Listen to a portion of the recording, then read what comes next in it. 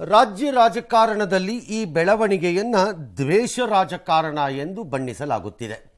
ಅವರವರಿಗೆ ತೋಚಿದಂತೆ ಅದು ಕಾಕತಾಳೀಯವೋ ಅಥವಾ ನನ್ನ ಮೇಲೆ ಒಂದು ಕೇಸನ್ನು ಎಳೆದು ತಂದರೆ ನಿನ್ನ ಮೇಲೆ ಒಂದು ಕೇಸು ತರುತ್ತೇನೆ ಎಂಬ ಸೇರಿಗೆ ಸವಾಸೇರು ರಾಜಕಾರಣವೋ ಗೊತ್ತಿಲ್ಲ. ಒಟ್ಟಲ್ಲಿ ಒಂದಂತೂ ನಿಜ, ಎಲ್ಲ ರಾಜಕಾರಣಿಗಳ ಬುಟ್ಟಿಯ ಒಳಗೂ ಎರಡೆರಡು ಕೇಸುಗಳು ಇವೆ. ಅದು ಬೇಕಾದಾಗ ಎತ್ತಿ ಸ್ವಲ್ಪ ಪಾಲಿಶ್ ಮಾಡಿದ್ರೆ ಫಳಫಳ ಹೊಳೆಯುತ್ತವೆ ಅಲ್ವಾ? ಓಕೆ. ಸಿಎಂ ವಿರುದ್ಧ ಪ್ರಾಸಿಕ್ಯೂಷನ್ಗೆ ರಾಜ್ಯಪಾಲರು ಅನುಮತಿ ಕೊಟ್ಟ ಬೆನ್ನಲ್ಲೇ ಕುಮಾರಸ್ವಾಮಿಯ ವಿರುದ್ಧ ಮೈನಿಂಗ್ ಕೇಸು, ಯಾವುದೋ ಗಣಿ ಲೈಸೆನ್ಸ್ ಕೇಸು ಮರುಜೀವ ಸಿಕ್ಕಿದೆ. ಕೇಂದ್ರ ಮಂತ್ರಿ ವಿರುದ್ಧ ಆರೋಪ ಪಟ್ಟಿಯನ್ನು ಸಲ್ಲಿಸಲು ಅನುಮತಿ ಕೋರಿ ಲೋಕಾಯುಕ್ತ SIT ಮತ್ತೊಮ್ಮೆ ರಾಜಭವನದ ಬಾಗಿಲು ತಟ್ಟಿದೆ. ಶ್ರೀ ಸಾಯಿ ವೆಂಕಟೇಶ್ವರ ಕಂಪನಿ ಎಂಬ ಯಾವುದೋ ಕಂಪನಿಗೆ ಗುತ್ತಿಗೆ ಮಂಜೂರಾತಿಯಲ್ಲಿ ಅಕ್ರಮ ಎಸಗಿರುವ ಆರೋಪದ ಪ್ರಕರಣ ಇದು. ಲೋಕಾಯುಕ್ತ SIT ತನಿಖೆ ನಡೆಸಿತ್ತು. ಯಾವಾಗ?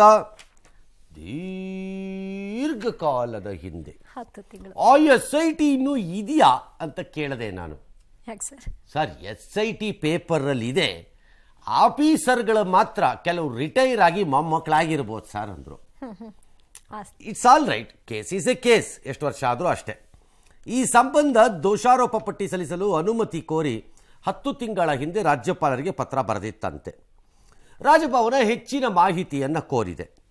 ಆ ಪ್ರಕಾರ ನಿನ್ನೆ ಅಧಿಕಾರಿಗಳು ಮನವಿ ಪತ್ರವನ್ನು ಪರಿಶೀಲಿಸಿ 2ನೇ ಬಾರಿಗೆ ಕಳಿಸಿದ್ದಾರೆ. ನಿನ್ನೆ 10 ತಿಂಗಳ ಹಿಂದೆ ಇವರು ಕೋರಿದ್ರಂತೆ, ಅವರು ಹೆಚ್ಚಿನ ಮಾಹಿತಿ ಕೇಳಿದರಂತೆ, ಇವರು ಮಲಗಿಕೊಂಡರಂತೆ, ಈಗ ಜಾಡಿಸಿ ಒದ್ದರಂತೆ, ಎದ್ದರಂತೆ, ಹೊರಟರಂತೆ ರಾಜಭವನಕ್ಕೆ ಇನ್ನೊಂದು ಮನವಿಯಲ್ಲಿ. ಇದು ಅಧಿಕಾರಿಗಳು ಕಾನೂನಾತ್ಮಕವಾಗಿ ನಡೆದುಕೊಳ್ಳುವ ರೀತಿಗಳು, ರಾಜಕಾರಣಿಗಳು ಅನುಕೂಲಕ್ಕೆ ತಕ್ಕಂತೆ ನಡೆದುಕೊಳ್ಳುವ ರೀತಿಗಳು. ದಿ ಆಫೀಸರ್ಸ್ ಆಫ್ ದಟ್ ಇದು ಶುಡ್ ಬಿ ಹೆಲ್ಡ್ ರೆಸ್ಪಾನ್ಸಿಬಲ್. ಏನು ಮಾಡ್ತಿದ್ರಿ ಅಂತ ಒಂದು ಕಡೆ, ಇನ್ನೊಂದು ಕಡೆ ರಾಜಕೀಯವಾಗಿ ಮುಖ್ಯಮಂತ್ರಿಗಳ ಪ್ರಾಸಿಕ್ಯೂಷನ್ಗೆ ಮೊದಲೇ ನಡೆದಿರೋ ಈ ಪ್ರಕ್ರಿಯೆಗೆ ಒಂಚೂರು ಇಂಟ್ರೆಸ್ಟ್ ಇಲ್ಲದೆ ಇದ್ದವ್ರು ಧವಕ್ಕಂತ ಇಂಟ್ರೆಸ್ಟಲ್ಲಿ ಎದ್ದವರು ನೀವೇನು ಕತೆ ಕಾಯ್ತಿದ್ರ ಅಷ್ಟಿಂದಿಂದ ಅಂದರೆ ಅರ್ಥ ಶ್ರೀಸಾಮಾನ್ಯ ಘನತೆವೆತ್ತ ಮತದಾರರಿಗೆ ಕರ್ನಾಟಕದಲ್ಲಿ ಏನಪ್ಪಾ ಎಂದರೆ, ನೋಡು ನೀನು ನನ್ನನ್ನು ಕೆರೆದರೆ ನಾನು ನಿನ್ನನ್ನು ಕೆರೆಯುತ್ತೇನೆ, ನಾನು ಕೆರೆಯಲ್ಲ ನೀನು ಕೆರೆಯಲ್ಲ ಅಂದರೆ ನಮ್ಮ ಪಾಡಿಗೆ ನಾವು ನಮ್ಮ ಮಹಲುಗಳಲ್ಲಿ ಇರಬಹುದು. ಇಲ್ಲ ಅಂದ್ರೆ ನಾನು ಕೆರಿತೀನಿ, ನೀನು ಕೆರಿ. ಇದು ಪ್ರಜಾಪ್ರಭುತ್ವ, ನೆಲದ ಕಾನೂನು.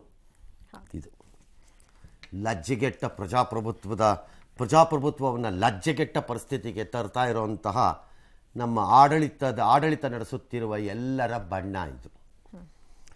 ಎರಡನೇಯೂ ಈ ತನಿಖೆ ಮುಕ್ತಾಯ ಆಗಿದೆ, ದೋಷಾರೋಪ ಪಟ್ಟಿ ಕೊಡಿ ಅಂತ ಕೋರಿದ್ದಾರೆ. ಈ ಮಧ್ಯೆ ಯಡಿಯೂರಪ್ಪ ವಿರುದ್ಧದ ಪೋಕ್ಸೋ ಕೇಸ್ ತಡೆಯಾಗಿ ತೆರವು ಮಾಡಿಸೋದಕ್ಕೆ ಸರ್ಕಾರ ಮುಂದಾಗಿದೆಯಂತೆ. ರೈಟ್. ಈ ಶುಕ್ರವಾರ CM ಡೆಲ್ಲಿಗೆ ಹೋಗ್ತಾರಂತೆ, ಅಲ್ಲಿ ಬೆಳವಣಿಗೆ ಬಗ್ಗೆ ಎಲ್ಲ ಹೇಳ್ತಾರಂತೆ. ಯಡಿಯೂರಪ್ಪ ಪೋಕ್ಸೋ ಕೇಸು, ಯಡಿಯೂರಪ್ಪ ಮೇಲೆ ದೂರು ಬಂತು, ಬಂದ್ಮೇಲೆ ಮಲಕ್ಕಂಡ್ರಿ ಬದ್ಧವಾಗಿ. ಆಲ್ ರೈಟ್, ಮಧ್ಯದಲ್ಲಿ ಅವ್ರನ್ನೇನ ಕರೆಸಿ ಹೇಳಿಕೆ ತಗೊಂಡ್ರಿ, ಆಮೇಲೂ ಮಲಕ್ಕಂಡೇ ಇದ್ರಿ. ಹೈಕೋರ್ಟ್ಗೆ ಯಾರೋ ಹೋದ್ರು, ಅದಕ್ಕೆ ಸಂಬಂಧಪಟ್ಟವರೊಬ್ರು ಆಗ ಎದ್ರಿ. ಏನು ಮಾಡೋದು ಅಂತ ತಲೆಯನ್ನು ಕೆರ್ಕೊಂಡ್ರಿ. ಕೆರೆದ ಮೇಲೆ ಗೊತ್ತಾಯ್ತು, ಸಿಂಪಲ್ ಚಾರ್ಜ್ ಶೀಟ್ ಹಾಕಿಸ್ಬಿಟ್ರಿ. ಈಗ ಚಾರ್ಜ್ ಶೀಟ್ ಆದ ಮೇಲೆ ಬಂಧನದ ತಡೆಯಾಜ್ಞೆ ತೆರವನ್ನು ಮಾಡಿಸಿದ್ರೆ ಎಷ್ಟು, ಬಿಟ್ಟರೆ ಎಷ್ಟು? Which court will even honour it? ನನ್ನ ಪ್ರಕಾರ ಗೊತ್ತಿಲ್ಲ ಕೋರ್ಟ್ ಏನು ಮಾಡುತ್ತೋ. ಚಾರ್ಜ್ ಶೀಟ್ ಆಗೋದ್ಮೇಲೆ ಇನ್ನೇನು ತೆರವು ಮಾಡಿಸ್ತೀರಪ್ಪ? ಎಗೇನ್ ಅವತ್ತಿನ ದಿನಕ್ಕೆ ಅದು ಬೇಕಿರಲಿಲ್ಲ, ಇವತ್ತಿನ ದಿನಕ್ಕೆ ಬೇಕಿದೆ. Interested subject. ಹೀಗೆ ಅಂದರೆ ಅರ್ಥ ಹೀಗೆ, DK ಶಿವಕುಮಾರ್ ಅವರ ಮನೆಯ ಮೇಲೆ IT ದಾಳಿ ಹೆಡ್ಲೈನ್. ನೆಕ್ಸ್ಟ್ ಡೇ ಪ್ರತಿಕ್ರಿಯೆ, ದ್ವೇಷದ ರಾಜಕಾರಣ. ಕುಮಾರಸ್ವಾಮಿ ಅವರ ಮೇಲೆ ಯಾವುದೋ ಜಂತಕಲ್ಲ, ಯಾವುದೋ ಒಂದು ಮೈನಿಂಗ್ ಕೇಸಿನ ಪ್ರಕರಣ ಮರು ತನಿಖೆ ಅಥವಾ ಇನ್ನೇನೋ ಪ್ರಾಸಿಕ್ಯೂಷನ್ ಅಥವಾ ಯಡಿಯೂರಪ್ಪನವ್ರ ಮೇಲೆ ಪೋಕ್ಸೋ. ನೆಕ್ಸ್ಟ್ ಡೇ ಪ್ರತಿಕ್ರಿಯೆ ಹೆಡ್ಲೈನ್ಗೆ, ದ್ವೇಷದ ದ್ವೇಷ ರಾಜಕಾರಣ. ನಿಮ್ಮಿಬ್ಬರ ದ್ವೇಷ ರಾಜಕಾರಣ ಎಂಬ ಆಟದ ಮಧ್ಯೆ ಸಿಕ್ಕಾಕೊಂಡಿರೋದು ಕರ್ನಾಟಕ. ಇದು ರಾಜಕಾರಣಿಗಳ ತೂತು ಮೇಮಿ ವ್ಯವಹಾರ. ನಾಚಿಕೆಟ್ಟ ಅಧಿಕಾರದಲ್ಲಿದ್ದವರುಗಳು, ಹಿಂದಿದ್ದವರು, ಮುಂದಿದ್ದವರು ಎಲ್ಲ. 2007ರಲ್ಲಿ nobody should say prosecution cannot be done for mister Kumaraswamy or anybody ತಪ್ಪಾಗಿದ್ದಾಗ. ವೈ ಇಂತಹ ಅಕ್ರಮಗಳನ್ನು, ಯಾವುದೇ ಅಕ್ರಮ, ಆ ಕಡೆ CM-ದವರಾಗಲಿ, ಈ ಕಡೆ ಇನ್ನೊಬ್ಬರದಾಗಲಿ, ಮತ್ತೊಬ್ಬರದಾಗಲಿ, ಮಗದಾಗಲಿ, ಯಾಕದನ್ನು ಹಾಗೆ ಹ್ಯಾಂಡಲ್ ಮಾಡಲ್ಲ? ಅಡ್ಜಸ್ಟ್ಮೆಂಟ್, ಸಮಯ ಬಂದಾಗ ಅಡ್ಜಸ್ಟ್ಮೆಂಟ್. 2000 ಕರ್ನಾಟಕದ ಬಹುದೊಡ್ಡ ಶಾಪನೂ ಅದೇನೆ. 2007ರಲ್ಲಿ ಕುಮಾರಸ್ವಾಮಿ CM ಆಗಿದ್ದಾಗ ಇದು ಉಲ್ಲಂಘನೆ ಆಗಿದೆ ಎಂಬ ಆರೋಪ. 7, 17 ಅಲ್ಲಿಗೆ 10, 1, 4, 3, 7, 17 ವರ್ಷ. ಅದ್ಯಾವುದೋ ವೆಂಕಟೇಶ್ವರ ಕಂಪನಿ ಅಂತೆ, ಅದಕ್ಕೇನೋ ಗಣಿಕೆ ಕೊಟ್ಟಿದ್ದಾರಂತೆ. ನ್ಯಾಯಮೂರ್ತಿ ಸಂತೋಷ್ ಹೆಗಡೆ ಅವರ ವರದಿ ಆಧರಿಸಿ 15ರಲ್ಲಿ ಲೋಕಾಯುಕ್ತ SIT ಇಂದ ತನಿಖೆ ಆಗಿದೆ. ಆವಾಗಿಂದು ಅಲ್ವಾ? ಈ ಪ್ರಕರಣದವರೆಲ್ಲ ಜಾಮೀನು ಪಡ್ಕೊಂಡಿದ್ದಾರೆ ಕುಮಾರಸ್ವಾಮಿ ಅವರಂತೆ. ತನಿಖಾ ತಂಡದ ಅವಧಿ ವಿಸ್ತರಿಸಿ ಕಳೆದ ನವೆಂಬರ್ನಲ್ಲಿ ಸಂಪುಟ ಸಭೆ ನಿರ್ಣಯ ಮಾಡಿದೆ. ಓಕೆ, ಭ್ರಷ್ಟಾಚಾರ ನಿಯಂತ್ರಣ ಕಾಯ್ದೆ, ಗಣಿ ಕಾಯ್ದೆ, ಚಾರ್ಜ್ ಶೀಟ್ ಅನುಮತಿಗೆ ಅನುಮತಿ ಕೇಳಿದ್ದಾರೆ. ಜುಲೈ ತಿಂಗಳಲ್ಲಿ ಕೆಲವೊಂದು ಸ್ಪಷ್ಟನೆ ಕೋರಿದ್ರು. SIT ರಾಜಭವನದಿಂದ ಬಂದಿತ್ತು ಜುಲೈಯಲ್ಲಿ ಕಳೆದ ತಿಂಗಳಲ್ಲಿ. ಸೊ ಈಗ ಅವರು ರಿಪ್ಲೈ ಕೊಟ್ಟಿದ್ದಾರೆ. Very good, congratulations. Yes sir, ಅಂದ್ರೆ ಈ ಕೇಸ್ನ ಮುಂದುವರೆದ ಪ್ರಕ್ರಿಯೆಯನ್ನು ನೋಡ್ಬೇಕಾ ಅಥವಾ ದ್ವೇಷ ಅಂದ್ರೆ ಹೇಗೆ ನೋಡ್ಬೇಕು ಸರ್ ಈ ಕೇಸ್? ನಾನು ದ್ವೇಷ ಪಾಶ ಅಂತೆಲ್ಲ ನೋಡಕ್ ಹೋಗಲ್ಲ ನಾನು. ಆದ್ರೆ ನನ್ನ ಅಬ್ಜೆಕ್ಷನ್ ಇರೋದು, ಯಾರಾದ್ರೂ ಮಾಡಿರ್ಲಿ ಕೇಸ್ ಆಗಬೇಕು, ಹೆಡೆ ಮುರಿ ಕಟ್ಟಬೇಕಪ್ಪ, ಬರಬೇಕು ತಪ್ಪು ಮಾಡಿದ್ರೆ. ಅದು ಮುಖ್ಯಮಂತ್ರಿ ಆದ್ರೂ ಅಷ್ಟೇ, ಕುಮಾರಸ್ವಾಮಿ ಆದ್ರೂ ಅಷ್ಟೇ, ಇನ್ನೊಬ್ರಾದ್ರೂ ಅಷ್ಟೇ, ಮತ್ತೊಬ್ರಾದ್ರೂ ಅಷ್ಟೇ ಅಂತ ನನ್ನ ವಾದ. ಆದ್ರೆ ನನ್ನ ಅಬ್ಜೆಕ್ಷನ್ ಇರೋದು ಎಲ್ಲಿ ಅಂತಂದ್ರೆ, ನಿಮಗೆ ಬೇಕಾದಾಗ ಅದನ್ನು ಎತ್ತುತ್ತೀರಲ್ಲ ಅಂತ ಎಲ್ಲರೂ ಸಮಯಕ್ಕೋಸ್ಕರ ವೇಟ್ ಮಾಡಿ ಎಲ್ಲರೂ ಹೇಳೋದು ನಾನು. ಅದು ಯಾಕೆ? ಅದು ಕಾಂಗ್ರೆಸ್ಸು ಹೌದು, ಬಿಜೆಪಿನೂ ಹೌದು. ಆಗ ಇಬ್ಬರೂ ನಮ್ಮ ಮುಂದೆ ಹೊಸ ಧಿರಿಸುಗಳನ್ನು ಹಾಕಿಕೊಂಡು ಕಲರ್ಫುಲ್ ಆಗಿ ಬಂದ್ರೆ ದ್ವೇಷದ ರಾಜಕಾರಣ, ಇದು ದ್ವೇಷದ ರಾಜಕಾರಣ ಅಂದ್ರೆ ಏನು ಅರ್ಥ? ಯಾರ ಮೇಲೂ ಯಾರೂ ತನಿಖೆ ಮಾಡದೇ ಇದ್ದರೆ ಎಲ್ಲ ಸರಿ, ಸ್ಮೂತ್ ಆಗಿ ಹೋಗುತ್ತೆ. ಇದು ಕತೆ. ಶ್ರೀಸಾಮಾನ್ಯರಿಗಾಗಲಿ ಅದು ತೋರಿಸ್ತೀನಿ ಏನು ಮಾಡ್ತಾರೆ ಅಂತ. ನಡ್ಕೊಳ್ಳೋ ರೀತಿ ನೋಡೋದು ಮೂತಿ ಕೆತ್ಬಿಟ್ಟು ಭೂಮಿ ಒಳಗೆ ಹಾಕ್ಬಿಡ್ತಾರೆ ತಗೊಂಡೋಗಿ. ಉಸಿರು ಎತ್ತಂಗಿಲ್ಲ. ದಿಸ್ ಇಸ್ ಪ್ರಜಾಪ್ರಭುತ್ವ ರೀ.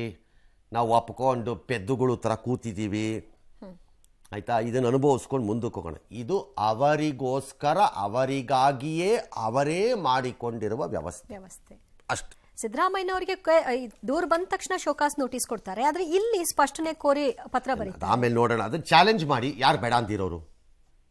ಯಾರು ಬೇಡ ಅಂದಿರೋರು? ಈಗ ಕುಮಾರಸ್ವಾಮಿದು ಚಾಲೆಂಜ್ ಮಾಡ್ತಿರೋ, ಚಾಲೆಂಜ್ ಮಾಡಿ. ಯಾರು ಬೇಡ ಅಂದಿರೋರು ಯಾರು? But can it become a defence? Chief minister ಕೊಟ್ಬಿಟ್ರು, ಅಲ್ಲಿ ಇನ್ನೂ ಕೊಟ್ಟಿಲ್ಲ, ಹಾಗಾಗಿ ಅಲ್ಲಿ ಕೊಟ್ಟಿಲ್ಲ ಅನ್ನೋ ಕಾರಣಕ್ಕೆ ಇಲ್ಲಿ ಕೊಡಬಾರ್ದಿತ್ತು ಅಂತ ನಿಮ್ಮ ಅರ್ಥ?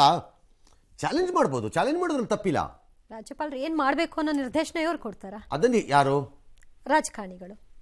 ರಾಜಕಾರಣಿಗಳೇ ಕೊಡೋದು. ಇನ್ಯಾರು ಕೊಡೋದು? ಅವ್ರಿಗೆ ಭ್ರಮ ಕೊಡ್ತಾರ? ನೀವು ಕೊಡ್ತೀರಾ? ಮತ್ತೆ ಯಾರು ಕೊಡಬೇಕು ಅವ್ರಿಗೆ? ಯಾವನೋ ಒಬ್ಬ ಕೂತ್ಕೊಂಡೇ ಕೊಡಬೇಕು ಅವ್ರಿಗೆ direction. But the point is, governor ಕೊಟ್ಟಿಲ್ಲ ಯಾರದ್ದು ಅನ್ನೋದು. ಇದ್ರದನ್ನ ಯಾಕೆ ಕೊಟ್ಟಿಲ್ಲ ಅಂತ ಕೇಳೋ ತಪ್ಪಲ್ಲ.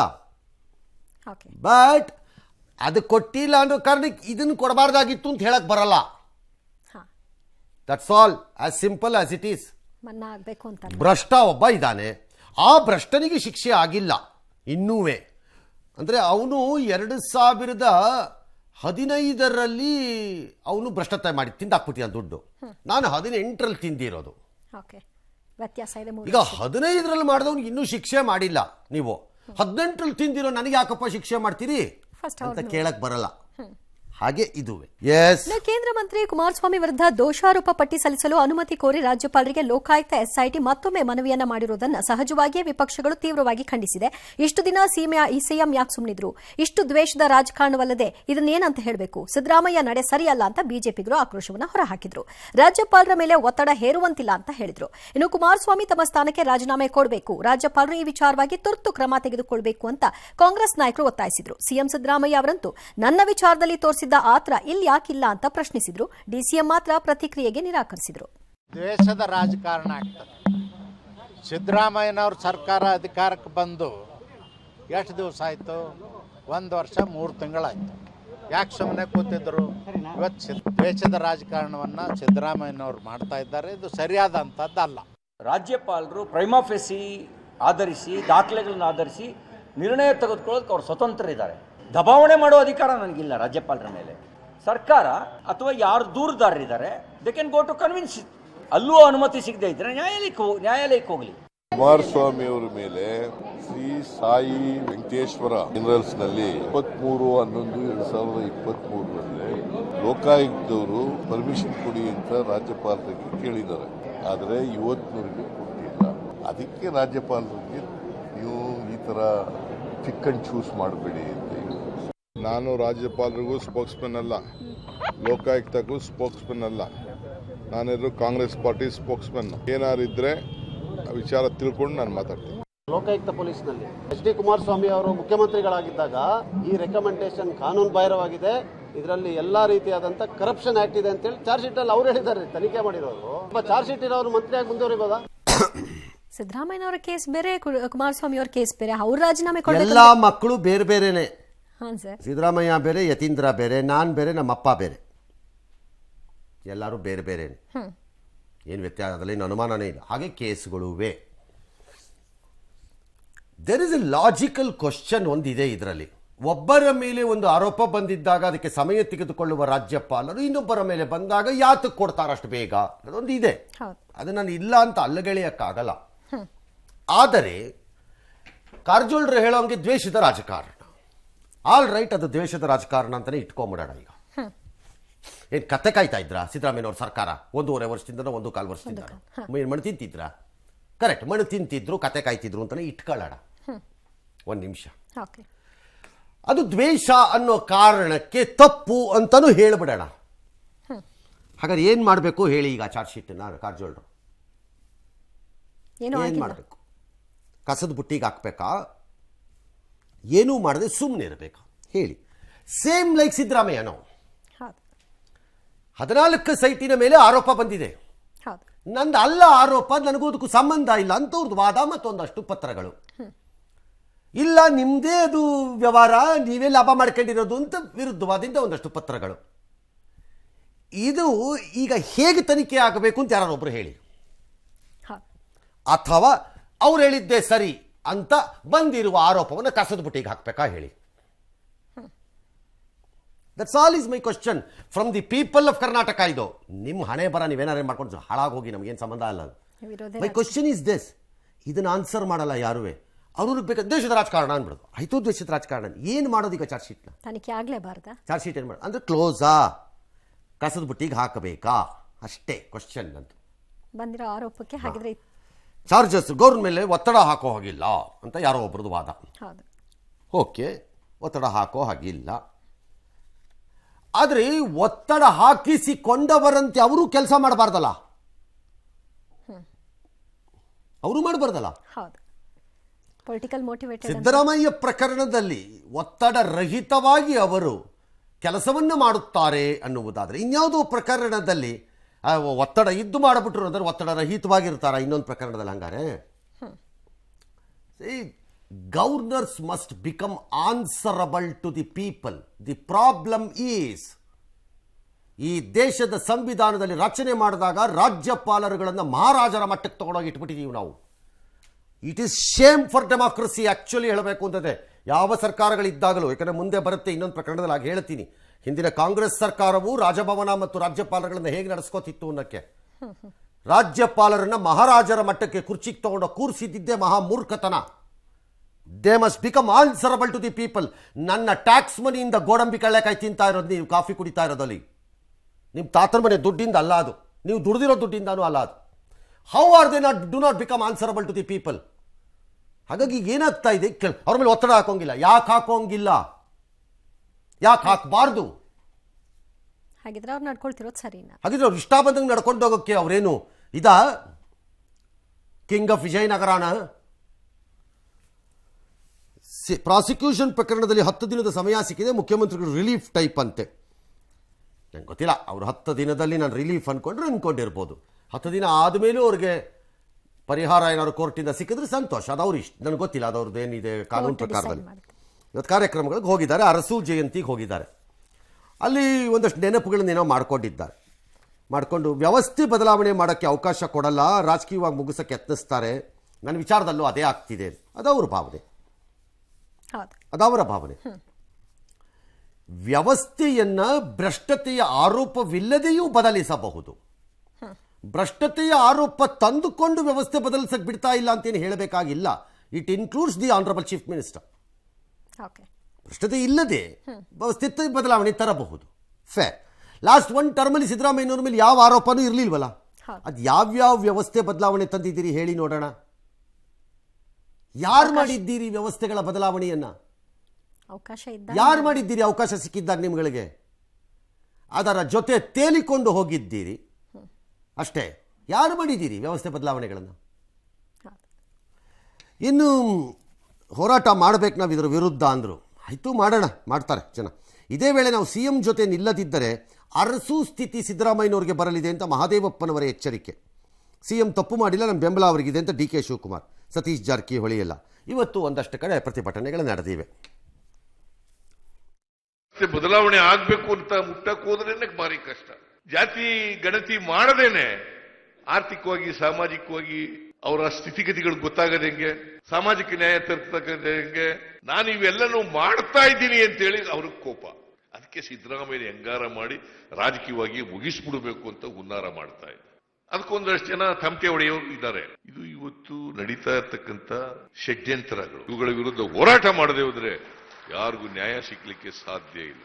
ಎಲ್ಲಿ ನ್ಯಾಯ ಇದೆ, ನ್ಯಾಯಕ್ಕೆ ಜಯ ಇದೆ. ಇಲ್ಲಿ ನಮ್ಮ ಮುಖ್ಯಮಂತ್ರಿಗಳು ಏನು ತಪ್ಪು ಮಾಡಿಲ್ಲ. ಚೀಫ್ ಮಿನಿಸ್ಟರ್ ಯಾವತ್ತೂ ಎದುರುವಂತ ಸಂದರ್ಭ ಇಲ್ಲ ರೀ. ಇಡೀ ಪಕ್ಷ ರೀ, ಮಲ್ಲಿಕಾರ್ಜುನ್ ಖರ್ಗೆಯವರಿಂದ ಹಿಡಿದು ಎಲ್ಲರೂ ಕೂಡ ನಾವು ಅವ್ರ ಪರವಾಗಿ ನಿಂತಿದ್ದೀವಿ. ವಾಮ ಮಾರ್ಗದ ಮೂಲಕ ಅಧಿಕಾರವನ್ನ ಹಿಡಿತಕ್ಕಂತ ದೆಹಲಿಯಿಂದ ರಾಜಭವನದವರೆಗೆ ನಡೀತಾ ಇರತಕ್ಕಂತದ್ದನ್ನು ಕಂಡಾಗ ದ್ವಿಜಶಕ್ತಿಯನ್ನ ಸೋಲಿಸ್ತಕ್ಕಂತ ಒಂದು ಶಕ್ತಿಯಾಗಿ ನಾವು ಹೊರಹೊಮ್ಮದಿದ್ರೆ ಮುಂದೊಂದು ದಿನ ಸಿದ್ದರಾಮಯ್ಯನವರು ದೇವರಾಜ ಅರಸರನ್ನೇ ಎದುರಿಸ್ತಕ್ಕಂತ ಕಾನೂನು ಬಾಹಿರವಾದಂತ ನಡವಳಿಕೆಗಳು ನಾವು ಒಳ್ಳೆ ಕೆಲಸ ಮಾಡ್ತಾ ಇದೀನಿ ಅನ್ನೋ ಕಾರಣಕ್ಕೆ ಷಡ್ಯಂತ್ರ ಅನ್ನೋದು ಅದೆಲ್ಲ ಪೊಲಿಟಿಕಲ್ ಸ್ಪೀಚ್ಗಳು ಅವ್ರು ಮಾಡ್ಕೊಳ್ಳಿ, ಅದು ಅವ್ರವ್ರಿಗೆ ಬಿಟ್ಟಿದ್ದು. ಲೆಟ್ ಮೀ ಆಸ್ಕ್ ಮಾದೇವಪ್ಪನವ್ರನ್ನ ಕೆಲವು ಹಿಸ್ಟಾರಿಕಲ್ ಫ್ಯಾಕ್ಟ್ಸ್. ಅರಸು ಸ್ಥಿತಿ ಸಿದ್ದರಾಮಯ್ಯನವರಿಗೆ ಬರಬಹುದು, ಫೇರ್, ಬರ್ಬೋದೇನೋ, ಬರದೇ ಇರ್ಬೋದು, ನಂಗೆ ಗೊತ್ತಿಲ್ಲ. ಅರಸರಿಗೆ ಆ ಸ್ಥಿತಿಯನ್ನು ತಂದವರು ಯಾರು? ಹೊರಗಿನವರ? ಮಾದೇವಪ್ಪನವ್ರ ಉತ್ತರ ಕೊಡ್ಬೋದಲ್ಲ ಇದಕ್ಕೆ, if you are a history man. ಚರಿತ್ರೆಯಲ್ಲಿ ನಡೆದಿರುವುದನ್ನು ಭಾಷಣದ ಅವಧಿಯಲ್ಲಿ ಅದನ್ನು ಮರೆತು ಆ ಫ್ಯಾಕ್ಟ್ಸನ್ನು ಇನ್ನೆಲ್ಲಿಗೋ ಹೋಲಿಕೆ ಮಾಡಿಕೊಂಡು ಲಾಭ ಮಾಡಬಾರ್ದು. ಸಿದ್ದರಾಮಯ್ಯನವ್ರ ಪರ ಮಾತಾಡೋದು ತಪ್ಪಲ್ಲ, ಅವ್ರು ಹಿಂದುಳಿದವರ ಪರ, ಹಾಗಾಗಿ ಅವ್ರಿಗೆ ಅನ್ಯಾಯ ಮಾಡ್ತಿದ್ದಾರೆ, ಸರಿ, ನಿಮ್ಮ ವಾದ ಅದು. ಅರಸು ಸ್ಥಿತಿ ಬರಬಹುದು. ಅರಸರಿಗೆ ಆ ಸ್ಥಿತಿಯನ್ನು ತಂದವರು ಅಂದು ಯಾರು? ಮೋದಿ ಇರಲಿಲ್ವಲ್ಲ, ಅಮಿತ್ ಶಾ ಇರಲಿಲ್ವಲ್ಲ, ಯಾರಿದ್ರು ಅವತ್ತಲ್ಲಿ ದಿಲ್ಲಿನಲ್ಲಿ? ಅವತ್ತು ದಿಲ್ಲಿಯ ಆಣತಿಯ ಮೇಲೆ ಕೈಗೊಂಬೆಯಂತೆ ಕುಣಿತಾ ಇದ್ದಂಥ ತೊಗಲುಗೊಂಬೆಗಳ ರೀತಿ ರಾಜಭವನದಲ್ಲಿ ಯಾರಿದ್ರು ಅವತ್ತು ತೊಗಲುಗೊಂಬೆಗಳು ರಾಜಭವನದಲ್ಲಿ? ಅರಸರಿಗೆ ಆ ಸ್ಥಿತಿಯನ್ನು ತರಲಿಕ್ಕೆ ಆ ದಿನ ಅವತ್ತು ಮಾದೇವಪ್ಪನವರೇ, ಕಾಂಗ್ರೆಸ್ಗೆ ಈಗ ಬಂದು ಬಹಳ ಸುಲಭವಾಗಿ ಹಿಸ್ಟ್ರಿ ಮರೆತು ಮಾತಾಡಬೇಡಿ. ಅವತ್ತು ಕಾಂಗ್ರೆಸ್ ಅರಸರ ಜೊತೆ ನಡೆದುಕೊಂಡ ರೀತಿ ಏನು, ಅಥವಾ ಕಾಂಗ್ರೆಸ್ಸಿಗರು ಅರಸರ ಜೊತೆ ನಡೆದುಕೊಂಡ ರೀತಿ ಏನು? ಆ ದಿನ ಅರಸರ ಮೇಲೆ ಕ್ರಮಗಳನ್ನು ತೆಗೆದುಕೊಂಡು ಅವ್ರನ್ನ ಏಕಾಂಗಿಯಾಗಿ ಹೆಚ್ಚು ಕಡಿಮೆ ಪಕ್ಷದಿಂದ ಹೊರಗೆ ಕಳಿಸಿದ ಮೇಲೆ ಆಗ ಅವತ್ತದು ಆ ಪಕ್ಷ ತೆಗೆದುಕೊಂಡ ಹಿಂದುಳಿದ ವರ್ಗಗಳ ನ್ಯಾಯ, ಸಮಾನತೆ, ಅಸಮಾನತೆ, ನ್ಯಾಯ ಇದಕ್ಕೆಲ್ಲ ವಿರುದ್ಧವಾಗಿರಲಿಲ್ವೇ? So when you take a call, ಅದು ಆ್ಯಂಟಿ ಬ್ಯಾಕ್ವರ್ಡ್ ಕ್ಲಾಸ್ ಅಲ್ಲ. ಈಗ ಯಾರೋ ತಗೊಂಡ ತಕ್ಷಣ it becomes anti backward class. ಸಿದ್ದರಾಮಯ್ಯನವ್ರು ತನ್ನ ವಾದವನ್ನು ತಾನು ಮಾಡೋದು ಸರಿ, ನನ್ನನ್ನು ತಡೀತಿದ್ದಾರೆ, ನನಗೆ ಬೆಳೆಯಕ್ಕೆ ಬಿಡ್ತಿಲ್ಲ ಅಂತಾನೋ ಏನೋ, ದಟ್ಸ್ ಪೊಲಿಟಿಕಲ್. ಬಟ್ ಅರಸರಿಗೆ ಹೋಲ್ಸಕ್ಕೆ ಹೋಗಬೇಡಿ ಆ ವಿಚಾರದಲ್ಲಿ. ಬೇರೆ ವಿಚಾರದಲ್ಲಿ ಸಿದ್ದರಾಮಯ್ಯನವ್ರು ಅರಸರ ತರಾನೇ ಬ್ಯಾಕ್ವರ್ಡ್ ಕ್ಲಾಸಿಗೆ ಮಾಡ್ತಾರೆ, ಫೇರ್, ನಿಮ್ಮ ಇದದು ಒಪಿನಿಯನ್, ನಾನು ಅದಕ್ಕೆ ಅಬ್ಜೆಕ್ಷನ್ ಮಾಡೋಕ್ಕೆ ಬರಲ್ಲ. ಬಟ್ ಅರಸರಿಗೆ ಆದಂತೆ ಅಂದರೆ ಮಾಡಿದವರು ಯಾರು? ಆನರಬಲ್ ಮಿನಿಸ್ಟರ್ ಯಾರವತ್ತದಕ್ಕೆಲ್ಲ ರೆಸ್ಪಾನ್ಸಿಬಲ್ಲು? ಚರಿತ್ರೆ ತಿರ್ಚಬಾರ್ದು. ಸಿಎಂ ಪ್ರಾಸಿಕ್ಯೂಷನ್ಗೆ ಅನುಮತಿ ನೀಡಿದ ರಾಜ್ಯಪಾಲರ ವಿರುದ್ಧ ಆಕ್ರೋಶ ಹೊರಹಾಕುವ ವಿಚಾರದಲ್ಲಿ ಕಾಂಗ್ರೆಸ್ ನಾಯಕರು ಒಂದಷ್ಟು ಆಕ್ಷೇಪಾರ್ಹ ಹೇಳಿಕೆ ಕೊಟ್ಟರು. ಯಾರ್ಯಾರು D'Souza, Zameer Ahmed, Dinesh Gundu Rao dash dash dash. ಇವತ್ತು BJPಯ ಒಂದು ತಂಡ ಹೋಗಿ ಮಹಾನಿರ್ದೇಶಕರು DGP ಭೇಟಿ ಮಾಡಿ ಅವರ ವಿರುದ್ಧ ಕ್ರಮ ತಗೊಳ್ಳಿ, ಗೂಂಡಾ ಕಾಯ್ದೆ ಹಾಕಿ ಅಂತೆಲ್ಲ, ಕ್ರಮ ಕೈಗೊಳ್ಳದಿದ್ದರೆ ಹೋರಾಟ ನಡೆಸ್ತೀವಿ ಅಂತೆಲ್ಲ ಹೇಳಿದ್ದಾರೆ. ಇದೇನಿದು ಸರ್ಕಾರಿ ಪ್ರಾಯೋಜಿತ ದಂಗೆನ ಡ್ಯಾಶ್ ಡ್ಯಾಶ್ ಡ್ಯಾಶ್ ಅಂತ ಅವರು ಐವಾನ್ ಡಿಸೋಜಾ ವಿರುದ್ಧ ಕ್ರಮಕ್ಕೆ ಆಗಿದ್ರೆ DC ಮನವಿ ಪತ್ರ ಕೊಟ್ಟಿದ್ದಾರೆ. ನಾಳೆ ರಾಜ್ಯಪಾಲರ ಪರವಾಗಿ ರಾಜ್ಯಾದ್ಯಂತ ಪ್ರತಿಭಟನೆ ಮಾಡ್ತಾರಂತೆ. ಕಾಂಗ್ರೆಸ್ ನಾಯಕರ ಹೇಳಿಕೆಯನ್ನು CM ಸಮರ್ಥಿಸ್ತಾರೆ. IC okay. ಪ್ರಾಯೋಜಿತ ಭಯೋತ್ಪಾದನೆನ ಇದು? ಸರ್ಕಾರಿ ಪ್ರಾಯೋಜಿತ ಬೆದರಿಕೆನ ಇದು? ನಿಷ್ಪಕ್ಷಪಾತ ತನಿಖೆ ಆಗಲಿ ಅಂತ ಕೊಟ್ಟಿದ್ದನ್ನೇ ಅಪರಾಧ ಅನ್ನೋ ರೀತಿಯಲ್ಲಿ ಬಿಂಬಿಸ್ತಿರ್ತಕ್ಕಂಥ ಕಾಂಗ್ರೆಸ್ಸಿಗರ ವರ್ತನೆ ಕಲ್ತುರಾಟ ಮಾಡ್ತಾರೆ. ಏನ್ ಮಾಡ್ಲಿಕ್ಕೆ ಹೊರಟಿದ್ದಾರೆ ಕರ್ನಾಟಕನ? ಸಿದ್ದರಾಮಯ್ಯನವರೇ, ನಿಮ್ಮ ವರ್ತನೆ ಈ ಕಲಾಸಿಪಾಳ್ಯದಲ್ಲಿ, ಶಿವಾಜಿನಗರದಲ್ಲಿ ಇವರು ಹಳೆ ಟೈರ್ನ ತಂದು ಬೀದಿಗೆ ತಂದು ಬೆಂಕಿ ಹಚ್ಕೊಂಡು ರಾಜ್ಯಪಾಲರಿಗೆ ಧಮಕಿ ಹಾಕುವಂತ ಕೆಲಸ ಇವತ್ತು ಕಾಂಗ್ರೆಸ್ ಕಡೆಯಿಂದ ನಡೀತದೆ. ಅವ್ರು ಮಾಡಿರೋ ಕೆಲಸ ಹೇಳಿದ್ದಾರೆ. ಇದನ್ನು ಹೇಳಿದ್ರೆ ಹೇಳ್ಸದ. ನಾವೇನು ಹೇಳೋದು ಅಂತಂದ್ರೆ, ನೀವು ರಾಷ್ಟ್ರಪತಿಗಳ ಪ್ರತಿನಿಧಿಯ ಕೆಲಸ ಮಾಡಿ.